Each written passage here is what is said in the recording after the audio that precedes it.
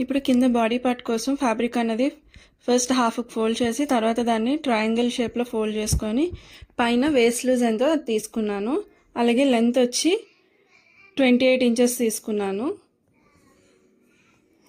మనం fabric length main cloth length ఎంత పెట్టుకుంటున్నామో దానికన్నా 2 ఇంచెస్ తక్కువ తీసుకోవాలి. ఇప్పుడు మనం ఎలా అయితే మార్జిన్ డ్రా చేసుకున్నామో అలా కట్ చేసుకున్నాను.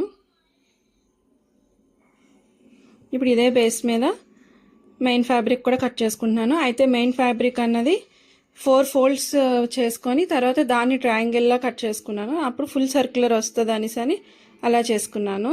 ఇప్పుడు లైనింగ్ కన్నా 2 ఇంచెస్ ఎక్స్ట్రా మార్కింగ్ చేసుకొని మెయిన్ ఫ్యాబ్రిక్ అనేది కట్ చేసుకుంటున్నాను.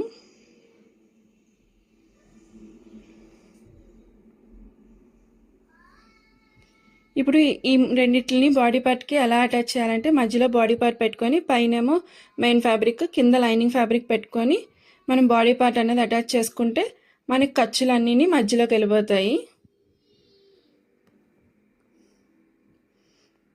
లోపల సైడ్ మనకు గుచ్చుకోకుండా నీట్గా ఉంటుంది.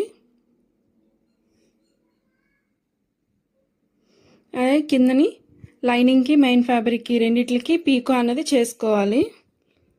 ఫస్ట్ లైనింగ్ పార్ట్ చేసుకొని తర్వాత మెయిన్ ఫ్యాబ్రిక్ చేసుకున్నాను. నెక్స్ట్ హ్యాండ్స్ కటింగ్ ఎలాగో చూసుకుందాం. అలాగే దీని ముందు వీడియోస్ కనుక చూడకపోతే కింద ట్యాగ్ చేస్తాను, అవి కూడా వెళ్ళి చూడండి. చూసారా, ఇక్కడ మెయిన్ ఫ్యాబ్రిక్ కూడా నేను పీకో చేసి